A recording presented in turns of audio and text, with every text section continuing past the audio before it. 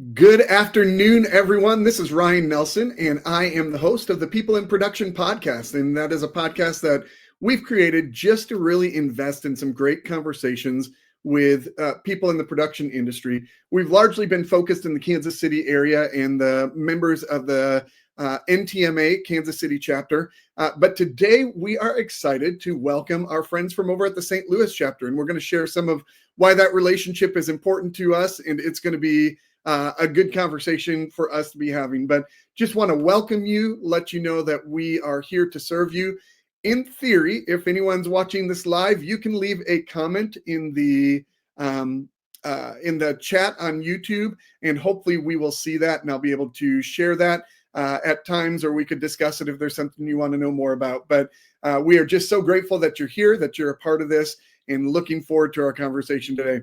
I'm going to bring in our team, our panel of participants here. Let me hit a few buttons here and we'll get this started. All right. Hey guys, welcome everyone to the chat. I'm glad that you are here. As I had mentioned before, we have the St. Louis chapter and the Kansas City chapter represented. So I'd love to just start. Our top row is our St. Louis contingency. So I'd like to start just by introducing Shelly. Shelly, could you introduce yourself and tell us about your role in St. Louis chapter of the NTMA and what you've been doing and how long you've been a part of that team? Sure. Thank you, Ryan, for inviting us. This is a great opportunity we're excited about. As he said, my name is Shelly McIntosh, and I am the chapter executive for the St. Louis chapter. And I've just been in this role for about a year, but I really enjoy it, and I'm learning a lot. And this year we have a very busy year. We have an event just about every month, and we're just really looking forward to getting into that. That's great, Shelly. Thank you so much for that. Next, I would like to introduce everyone to Jeff. Jeff, I'm going to bring you on up. Tell us about yourself, Jeff. How long have you been a part of NTMA, and tell us a little bit about your company? Sure. I'm Jeff Hellebush with Hellebush Tool and Die, and we build injection molds and die-cast dies. We're about 50 miles west of St. Louis. We've been a member of NTMA for over 40 years. Wow. That's amazing. I love that. And your current role is president. Is that correct? That's correct, yes. And so in a little while, we're going to talk a little bit about why you chose to invest at that level, but love your investment in it and love hearing the long history that you've had with the NTMA. So thanks for being here today, Jeff. Thank you. Next, we're going to go to the bottom row here, and we're going to talk with Catherine, who's the director of the Kansas City chapter. Catherine, introduce yourself. Tell us how long you've been with KC NTMA. Hi, good to see everybody, or I guess you get to see me and we get to hope people watch, but I have been with the NTMA for just over a year and a half now, and I'm glad to really be picking up some momentum and having a lot of wonderful things happening and going on to support our chapter. That's great. You've been doing a great job, and I've been able to be a part of this journey for some of that time that you've been here, and I love it and appreciate you being here today. And last but not least, we're going to go on over to Fred down in the bottom row. Fred is the president of the Kansas City chapter. And Fred, tell us about your business and tell us about how long you've been a part of KC NTMA. Yeah, Ryan, thanks for pulling this together. Fred Stipkovitz, president of Ultratech Aerospace. Ultratech has been involved in the NTMA for 40 years. I have been involved in the last 2 years and recently got elected as the board president for the Kansas City chapter. So we have been fairly active. My previous CFO was the treasurer on the board for a number of years. So we've always played a very active role with the Kansas City chapter for quite some time. All right, Fred, appreciate that. So glad to have you here today. For our guest today, and I see that we have some folks online, I want you to know that in theory, if all the technology works right, you can leave a comment or a question in the chat on YouTube and or whatever avenue you're listening to this. And hopefully we'll be able to see that and we might be able to answer those questions. So if some of you that are watching right now wouldn't mind just saying hi or saying you're glad to be here or something, we can confirm that that's working. And we know there's a little bit of a lag between when we are when we are presenting and when it's going to get back to us. But if someone wants to leave a comment, we will just confirm that we have that connection. But everyone, thank you so much for this conversation. When some new conversations started happening over the past 6 to 8 months about some collaboration opportunities, it got really exciting for me to see what's happening in the NTMA. But what I'd like to do in our conversation is start at the national level, then go to the chapter levels, what each chapter is doing, and then we can kind of dive into the collaboration dynamics that we're looking at. So first of all, let's start at the our discussion about the national organization. I see from my experience with NTMA that the national organization is focused on network, learn, and advocacy. And there I see Kathy and Shelly say, Catherine and Shelly say hello. So there it is right there. Appreciate you all being there. Good stuff. So let's talk at that national level. And this might be a little bit more in the wheelhouse of Shelly and Catherine, but certainly I know that the presidents of the organizations are a part of some conference calls and stuff. Let's talk about these three dynamics of the national level. Let's start with the network piece. The national level wants the local chapters to network, but also the national network. Can you guys tell us a little bit about what networking looks like in the NTMA? And feel free to jump in, whoever feels like I would love to field that. I think at the national level, for networking, NTMA offers 2 conferences, which would be Engage, and that is pretty much open to any NTMA member. And then they also have a chapter leadership summit every year, and that's mostly for chapter leaders, board members, and chapter executives and things like that. Very cool. And then they also provide some ongoing conversations. I know some of you were actually involved in a call just before this call with the national level. So can you guys tell me a little bit about those other things that they do to help support the local chapters? Fred, I think you might have been on that call. Is that correct? Yeah, I'll jump in. Yeah, so the call we just wrapped up was at the national level. It was for the trustees of the chapters.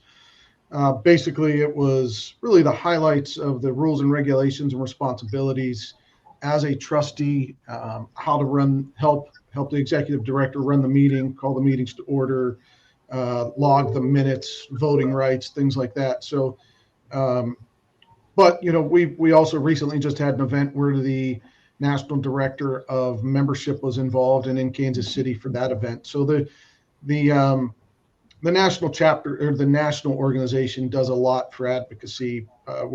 We've been communicating heavily with tariffs and tariff discussions and legislative requirements. So it's a pretty active national level.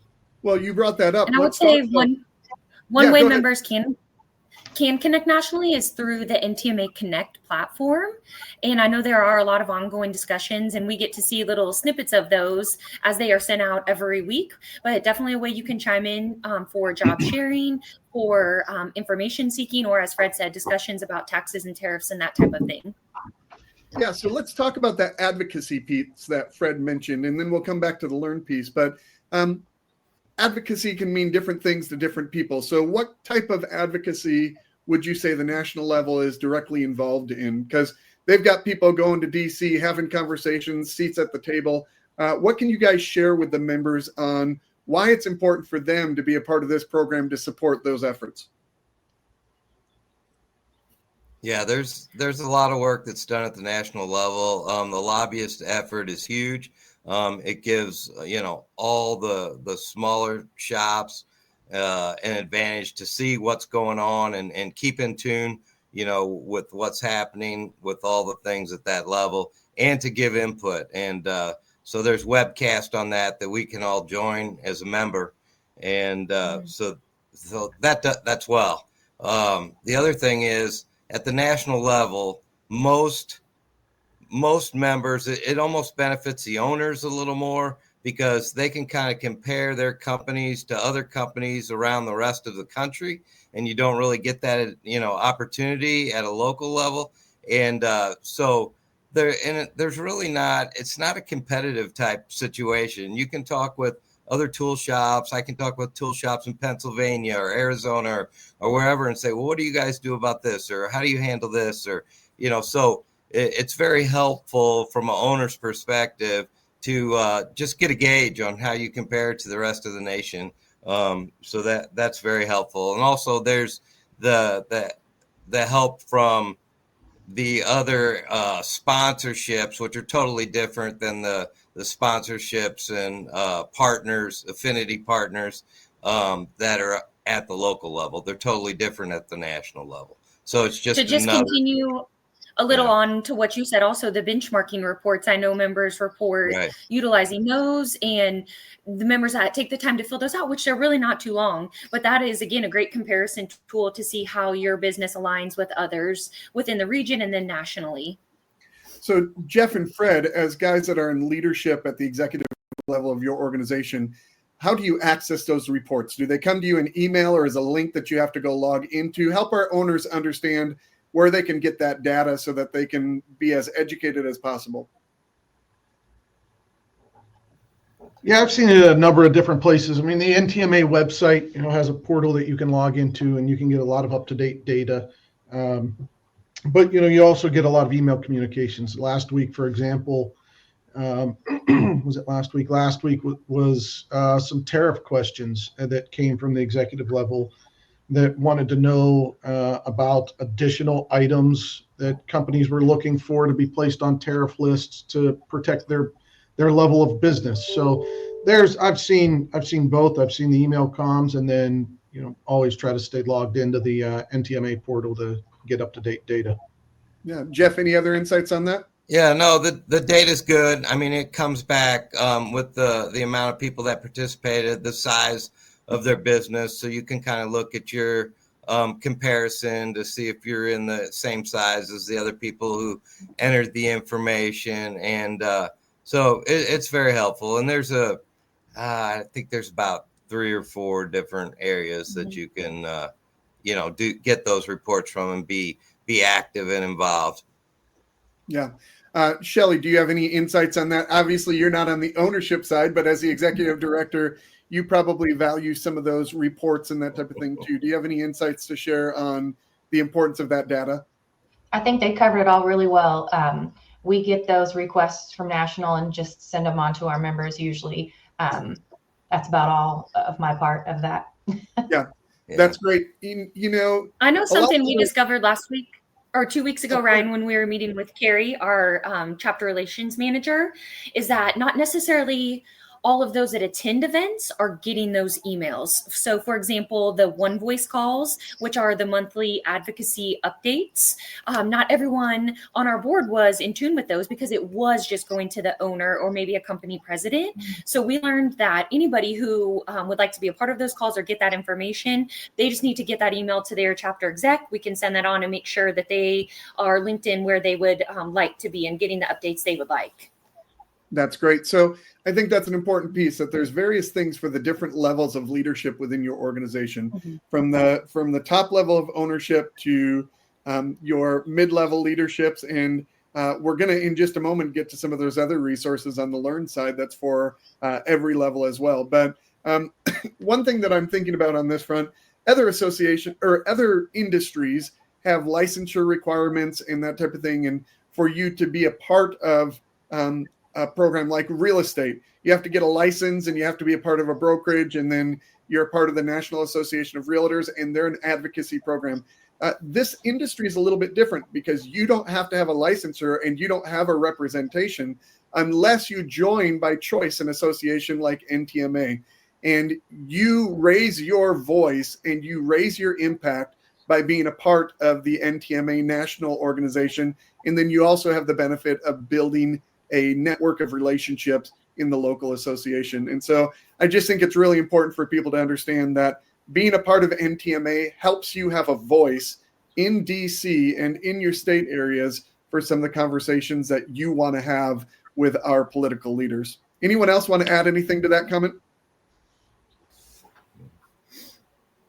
All right, let's keep going here. Let's talk a little bit about the Learn side. What resources are available from the national level on the Learn side of things? Anyone have any insights on that? Excuse me, Catherine, do you know much about the Learn programs? Yeah, I can talk to you about the NTMA online education platform. So it is a portal, and each chapter can kind of conduct business as they see fit with that. As a local chapter in Kansas City, we pay for that portal.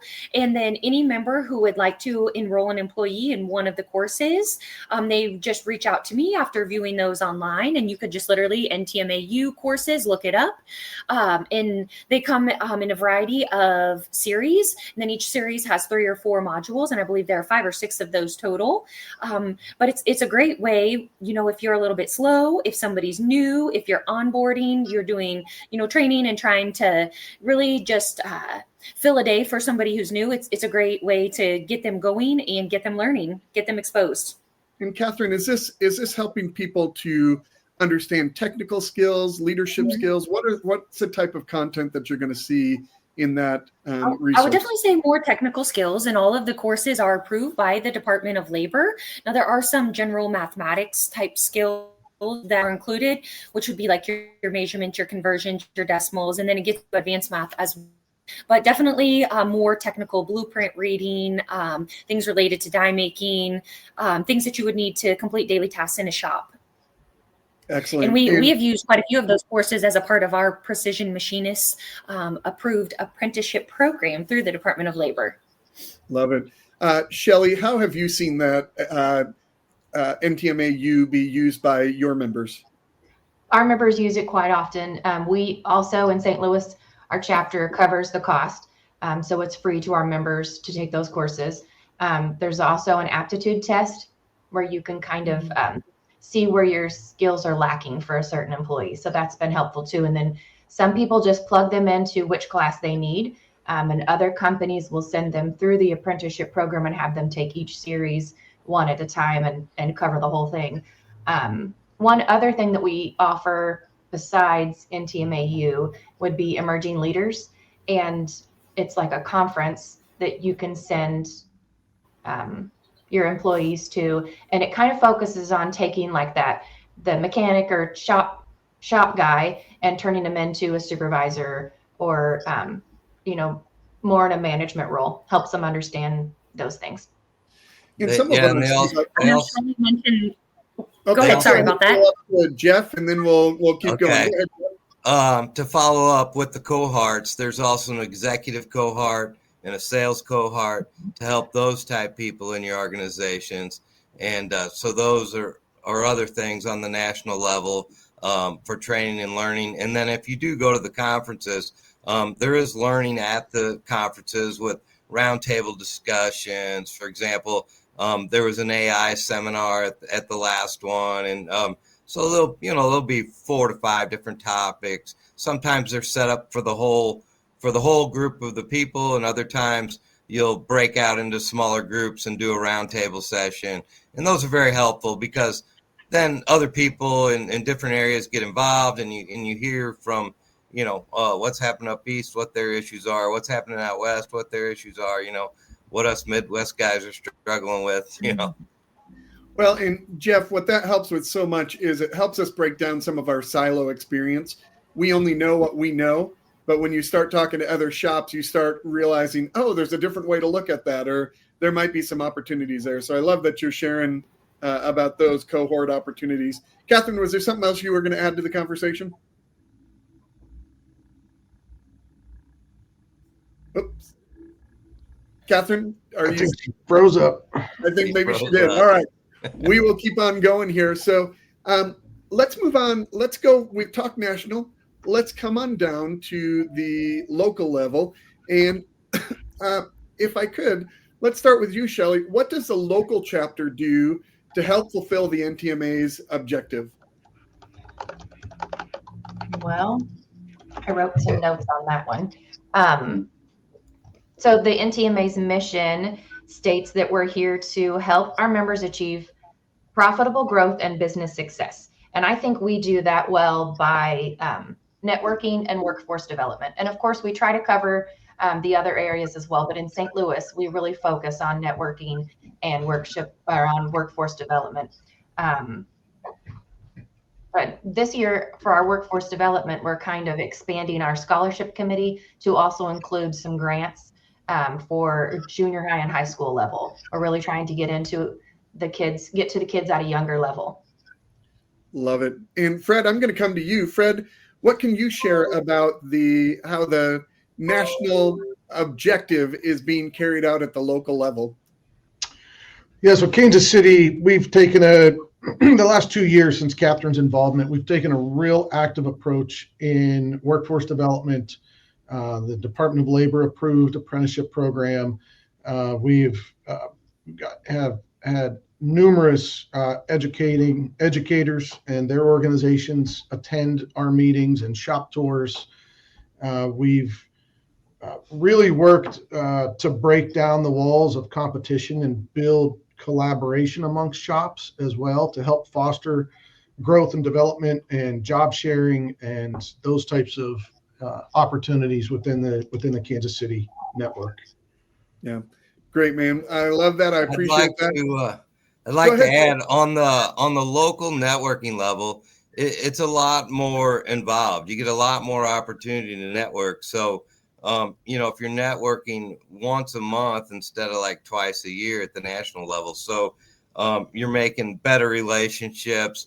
You're having fun at some of these stuff, maybe a golf outing or a trap shooting or something, and on some fundraisers or going to different events. The shop tours are always very popular, and they're always well attended. So I just think there's a lot more time spent at the local level, so you're getting a little more bang for your buck, and it's a little easier to get more people from your company there at those events, and try to spread the information to your organization quicker. Yeah, I love that. And I know at the Kansas City chapter, and I imagine at the St. Louis chapter, this will happen too, that from an advocacy perspective, sometimes you get the ear of some of your senators or representatives or even the governor. I know last week at the Missouri Association of Manufacturers event, Catherine had connected with the governor and had invited him to a future event that we're having and stuff like that. So there's a level of advocacy that happens even at the local level too. Shelley, is that happening in the St. Louis area as well, as you're getting some attention of some of those leaders in the states? Occasionally. Yeah. There's a little bit. I mean, but we kind of have to do it ourselves. I mean, if we want to get information from the Missouri Chamber of Commerce or give them information. I mean, we kind of, got to go to them and, get the right contact and that sort of thing. But yeah, there is some of that, but I don't know that it's quite as much as at the national level. Sure, which makes sense. Well, I can definitely appreciate that. But for one example, like the last Proposition A that passed in Missouri, so our chapter, we had a seminar with a local law firm on what all the members could do and how they could prepare for those changes in the work environment. So it's more a little bit more reactionary, or trying to help the industries on what is happening in those areas and what they need to guide them through those specifics. Love it. That's very helpful. Fred and Jeff, let's kind of turn our attention to you guys a little bit. I'd love to hear what prompted you to get involved in NTMA, and then what prompted you to go to that next level of become a part of the leadership team. So Fred, let's start with you. What got you involved, and then why did you decide to take it to that next level? So when I took over Ultratech 3 years ago, I felt that our local brand, our local network was non-existent. People knew of us, but didn't really know anything about us. And that's really been over the last 3 years, both on a national level outside of NTMA with our major tier 1 customers, as well as with our peers within the Kansas City market. My goal has been to really get our brand out there, get people to know who we are, what our capabilities are, our willingness to work with other shops. I don't view anybody in the NTMA as a competitor, even though there are a handful of shops that are, I would say, going after the same. statement of work, but I don't really consider any of them competitors. We all have a very niche capabilities. And what got me involved, really, I was just a board member last year, but I guess you could say I don't sit quietly in the shadows. And I think that I should have gotten my peers to elect me as the board president this year. That's great. And what would you say is your vision for where the Kansas City chapter is going this year? Yeah, this year, one of my big goals, and along with Catherine's, is really two big initiatives, in my opinion. The first is to establish a Kansas City manufacturers network, or manufacturers expo, if you will. I want shops to have the opportunity to brag about who they are, what they can do, and to bring large manufacturing OEMs that sub out work within our area through and exhibit the best that Kansas City has to offer. And so we're really working hard to pull together a show similar to the MAM show, but on a local level. And then also part of that is to branch out across the state and get a better working relationship with, or really establish a relationship with, the St. Louis chapter. And then also, as part of the Kansas City chapter, we have kind of a subset to our organization that's called She Leads Women Driving Manufacturing. And Catherine, it was a kind of the brainchild of Catherine's to start this subsector of the NTMA focused on women in manufacturing, and to see that grow as a chapter and continue to develop and build that subset is really a key initiative as well. Love it. That's great. Love it, Fred. Jeff, let's turn to you. Tell us a little bit about, your company has been a part of it for 40 years, but why did you choose to become an active participant and then step into a leadership role with St. Louis NTMA? Sure. Well, my father got into the NTMA years ago because he was a great tool maker, but he had 2 years of trade school and being a machinist, and frankly didn't know a lot about running a business.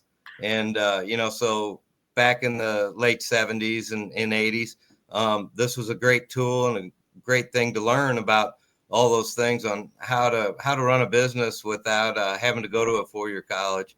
So that helped him throughout the years. I was involved before my children got to be about 8 to 10 years old, and went to national conventions and went to the local meetings and that. And then once it got to worrying about kids and running them all over, I kind of strayed away a little bit. And then once the kids got back out of the house, I'm like, well, it's time for me to give back a little bit. And really workforce development is a big reason why, and the networking and just making sure that our industry as a whole in the St. Louis area is thriving, and it just helps everybody else. All shops have their specialties and their niche and what they're good at. And if you can help another guy get the right work to the right person, it just helps the whole industry. Love it. And Jeff, is there anything that you guys would say is a focus of 2025 for you guys, or are you just coasting in the trajectory you've been going? I would say our main focus has been trying to gain new membership. Our membership is pretty strong, but we're still trying to grow it. I think coming out of COVID, we did pretty good as a membership, trying to get everybody back engaged and, coming to meetings and that sort of thing. And we've been very, we change it up a lot. We don't just have the traditional, go to the restaurant, have a 7:00 meeting, listen to a guy speak for 40 minutes and then go home. We try to do luncheons, maybe a breakfast, maybe a fun, go to a bar and have a beer or whatever. So Shelly's done a great job at really rebranding and remarketing and putting a fresh approach. But we've all at the chapter tried to put a fresher approach to try to get more involvement. So I would say our key focus is just trying to increase membership and continue our efforts in the workforce development and supporting scholarships. That's great. I really appreciate that. I'm going to kind of go off script a little bit here, because just as Jeff was talking about his story and knowing a little bit of Fred's story, one thing that occurs to me is that a lot of the conversation out there in the industry right now is that there's about to be high turnover, not only in our machinists, but in our ownership. And I'm going to kind of turn on the promotion piece here for NTMA to say that if you are an owner that is approaching this season of life where you're thinking about getting out of the industry, establishing yourself in an association like NTMA can be of great value, because a lot of the people that are going to be buying into this industry may not have tooling and machining background or may not have manufacturing background. And I think it's very important that you establish a network. And Fred, I'm going to come back to you, if I may, because part of the reason you got involved in NTMA is you didn't have a specific network in this field. Can you tell me why this partnership with NTMA has been important for you developing success in your company? Yeah, that's a great. I was going to jump in there if you didn't ping me, but after I left the military, I got into the manufacturing industry, and I spent 15 years in manufacturing, but not in machining or not in this type of manufacturing. And so when I found myself taking over Ultratech 3 years ago, I had no network. Not only did I have no machining experience, I wasn't a machinist. I'd never been in a machine shop. I also was a big international traveler and international business. So I had really no local network in Kansas City. So NTMA has been instrumental in meeting so many of my peers within an industry I had never been in, and really establishing friendships and learning from folks whose parents had started the company, and then the kids were running it, and just decades and decades of family-run businesses that are in this industry, and seeing some of their shops and really walking into an industry that welcomed me with open arms and was invited to so many shops to take tours and talk. I mean, there's a shop out near where I live, CNR.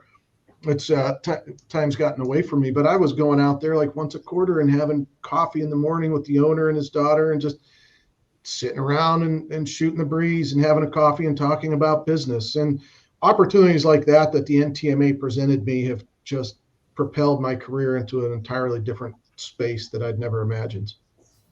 Yeah, that is great, Fred. I really appreciate you sharing that. And again, I would just appeal, if you are thinking about being a part of the NTMA, if your company is going to be on the market in the next 5 to 10 years because you're looking at getting out or whatever the case may be, this is actually a good investment to prepare the network of relationships for your organization to make you a greater value, your company a greater value to a potential buyer, because there's an established network for whoever comes into it. So just wanted to share that part of it. Let's shift gears here a little bit. I want to get back to our directors of the local association, and I want to talk about something that I didn't understand until recently about the financial structure of the organization. When I pay to become a member of NTMA, I'm actually buying into the National Association and the local chapter, but a good portion of my resources actually go to the National Association. And so sometimes people might be like, man, where's that money going to that I'm paying? Well, it's not going into Shelley and Catherine's pocket. It's actually going into some of the other expenses. But that's part of the reason that there's a number of events that are fundraiser events, or when you go to a luncheon, you're paying for that luncheon, because that your advocacy, your essentially your membership is paying for the advocacy, and it's paying for the staffing just to keep the ball moving. Catherine, Shelley, I'd love for you two to chime a little bit about helping people understand where their money's going to. I think the first thing to understand is that there are actually two types of members. So in our chapter, we call that regular members and associate members. So our regular members would be our metal manufacturers, our tool and die makers, our machine shops, our metal fabricators. Those are the individuals that join at the national level, and the bulk of their dues do go to support the national efforts, especially advocacy, as you shared, and then the several national conferences that were addressed earlier. Then associate members or industry partners join directly with us here locally. So that is one way that we can generate revenue. And I know every chapter has a different approach to how they balance out the number of regular members and associate members. But I think that would be the first thing I would note. Shelley, do you want to take it from there? No, I think that's great. We have actually 3 levels of membership. So we have our shop members, and we have associate members, which are industry partners. And then, like Catherine said, the shop members, their funds go mostly to national, and then the associate members, industry partners, that funding stays at the chapter level. And then we also have educational members. Some of our local colleges do pay dues to be members as well. But yeah, we have 2 events that are actually fundraisers, that being our golf outing and our clay shooting competition. Those two fundraisers form our workforce development funds, and the rest of our events, if they're charged, it's a very minimal fee, and it's just to cover the cost of that event, not a moneymaker. Yeah, so we are all not-for-profit associations, trade associations, and we are just trying to break even. So I think that sometimes that's hard for people to understand. Like, you pay to be a part of something, and then you pay to do events, and then we may ask for a sponsorship. We are not trying to ask. We are not trying to be that person that is a pest that you want to flick away. We are just trying to do what's best for our members, provide top quality events, bring in great speakers, secure wonderful venues and experiences, and not lose money in the process of doing that. Yeah, and I love that. And Catherine, I know you and I have just recently talked about this, but for those who are vendors, who are associate members or considering that, I know in the Kansas City chapter, there's a ratio that you want to keep that into.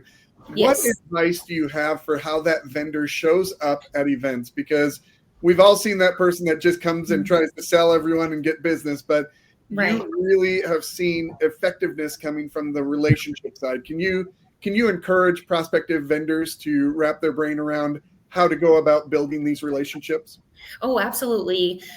You know, obviously, if you are a vendor, you are there to sell, and you are there to benefit your personal career and to help your business meet its goals. That's understood. Everybody gets that. But what they don't want is to be constantly hounded when they are at an event trying to participate, to enjoy a speaker, or to engage, to network genuinely. So we really do have a pretty strict no solicit policy. If it comes up organically in conversation, if a regular member requests a business card or another associate, however that's going to work out, that's awesome.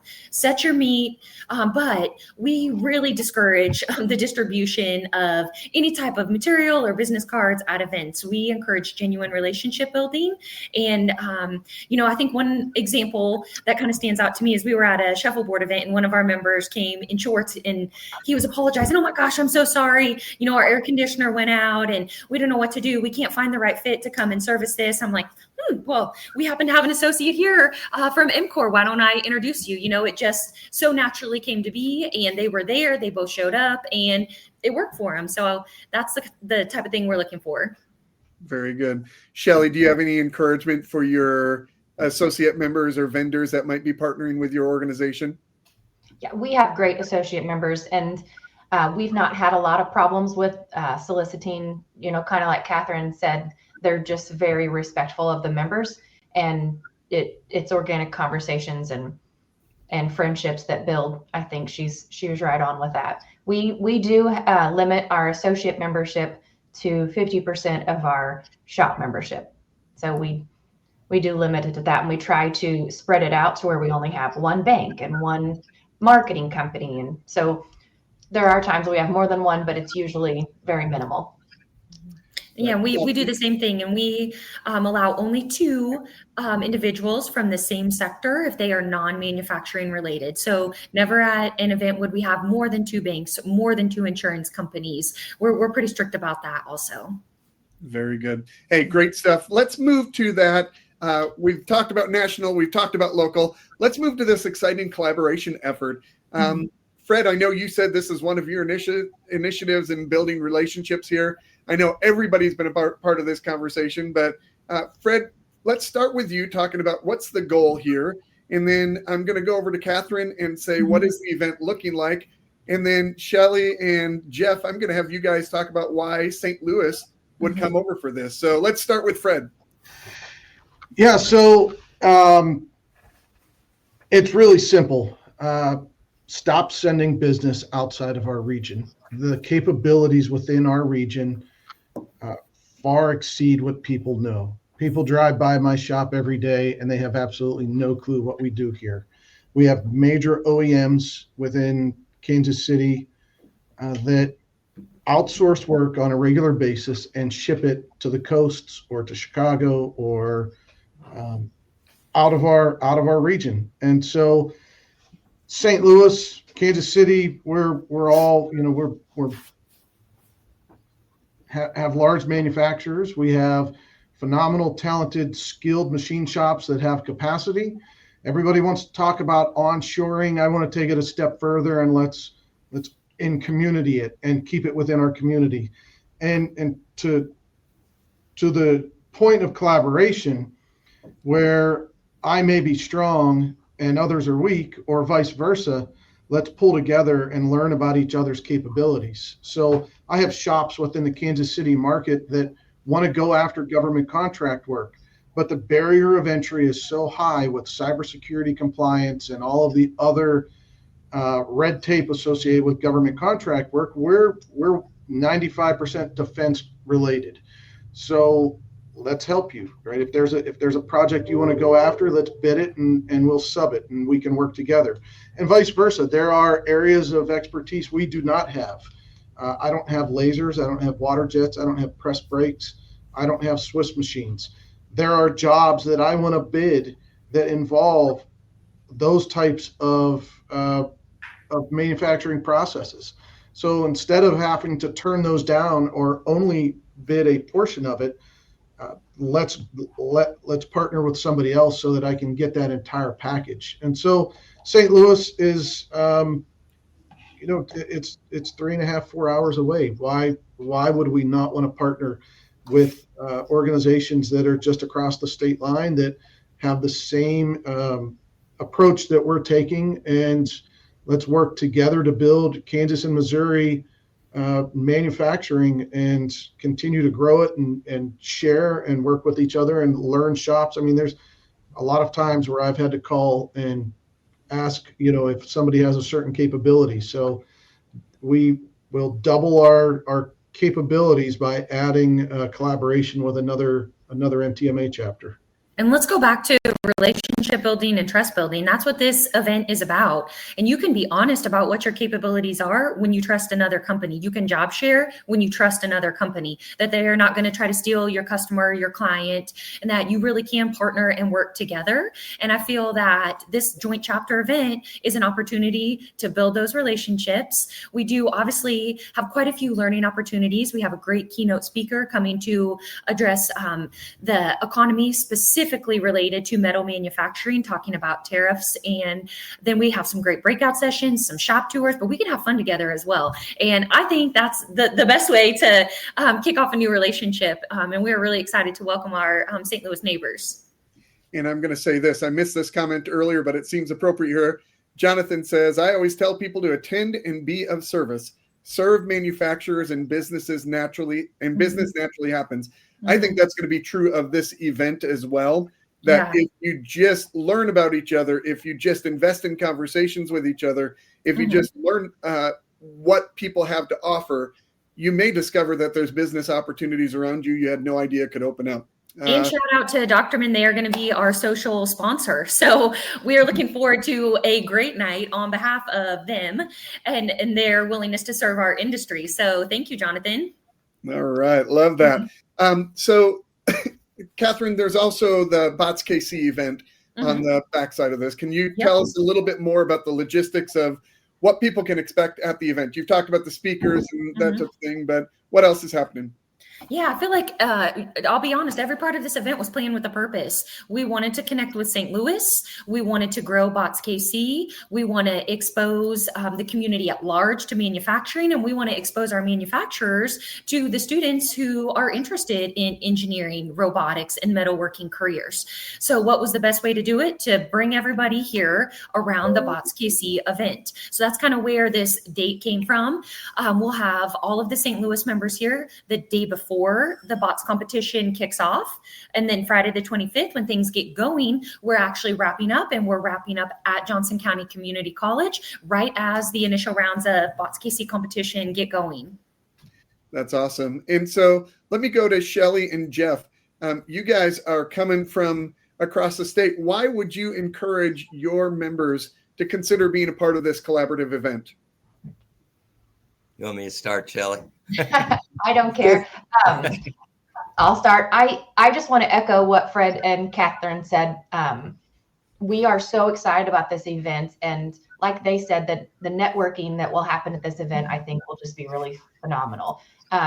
We've talked about today how important networking is within our chapters. And, like Fred said, multiplying that into 2 chapters and being able to reach those neighboring states and keep our business local like that, I think is going to be great. But Catherine has done a phenomenal job of putting together all of the events and speakers for the Joint Business Summit, and we're just really excited to see it come to life. And there are quite a few bots teams coming out of your area, so that's cool. You'll get to see them as well. So they're not just Kansas City teams. These teams are traveling in for the event.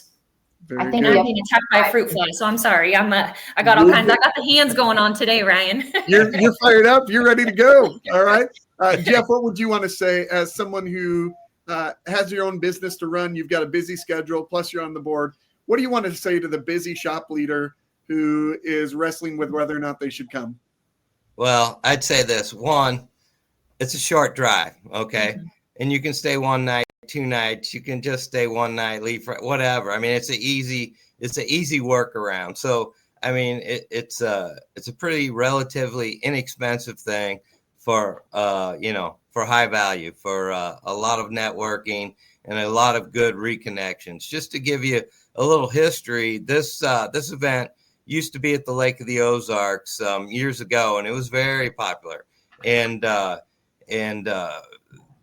people would go out on boat rides and have a good time. And they were great, fun events. And, that kind of just died off as, things ebb and flow. But we thought, and Kansas City with this bots was a great opportunity to do it in the Kansas City side this year. And I think it's a great idea because it gives just another reason for the St. Louis members to actually see our teams there, because we support those teams here, as our St. Louis chapter does, and so it'd be nice to get to see their efforts.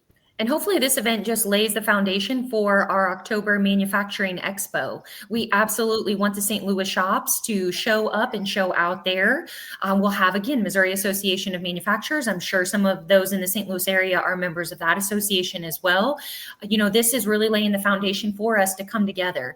We talk about doing a lot of things and how we want to have a bigger impact and, how we want to do more business. We want to attract employees, and bam, this year we are doing it. So we're talking the talk and walking the walk with these events. I love it. Guys, this has been a lot of fun for me. We are going to wrap things up here shortly, and I'll just give each of you kind of a teaser that I'm just going to say, hey, what do you want to say to our listeners who are either watching this live or maybe listening to it after the fact? What would you want to say to them about being a part of NTMA and showing up at NTMA? I'll let each of you just give a sentence or two about that before we wrap up, but I want to thank everyone for being a part of this panel. And I want to thank our viewers for checking this out or listening to it if you're listening to it on your favorite podcast service and stuff. But we are doing this because we want to help build the network. And I'm just honored to be a part of this. I started this podcast earlier this year, 2025, in relationship with NTMA. And it's really to help encourage and equip people in production.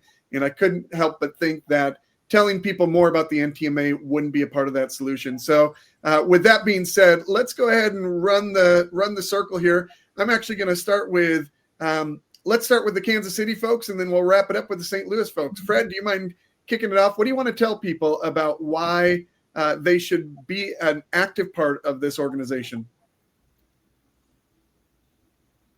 Oops, and Fred, I think you're muted. Let me get you unmuted there. Yep, there we go. Sorry. No problem. There's a lot of associations, a lot of groups, a lot of organizations you can join. The NTMA is relatively low cost, and I feel that if you're going to join and spend time out of your day, that you should be in an industry association that, one, on a national level, fights for your best interest in manufacturing, small business manufacturing on Capitol Hill, and two, on a local level where you need to come and bring the right mindset. You only get out of it what you put in it.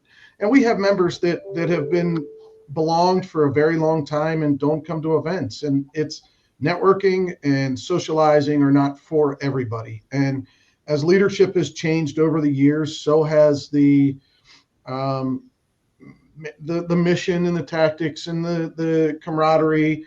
We hear on occasion, I belonged years ago and they stole our employees, or people,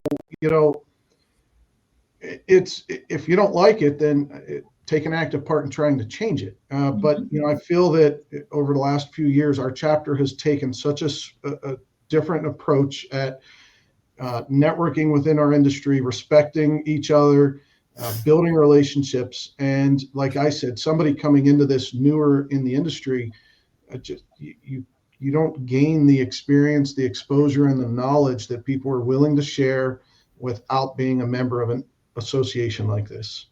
Yeah, Fred, I appreciate that. Catherine, what thoughts do you have for people to encourage them to be a part of NTMA? I know earlier I spoke about NTMA Connect, and I think Connect is the greatest service that as chapter executive I can offer.